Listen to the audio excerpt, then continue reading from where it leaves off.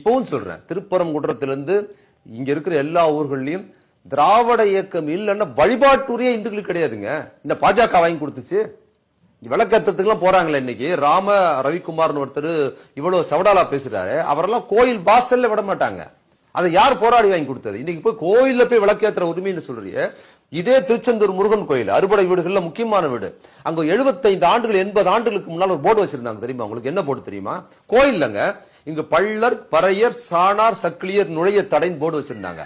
நான் இரு போட்டு நான் மரியாதையா சொல்றேன், அவன் இன்னும் போட்டு வச்சிருந்தான் போர்டு. இந்த போர்டு இருந்ததுங்க, உள்ள வரக்கூடாதுன்னு. கோயிலுக்குள்ள வழிபாட்டு உரிமை, அர்ச்சகரா போறது இல்ல, வழிபடுறதுக்கே அனுமதி கிடையாது. பச்சை தமிழர்களை பச்சை தமிழ் கடவுள் உள்ளவே விடல.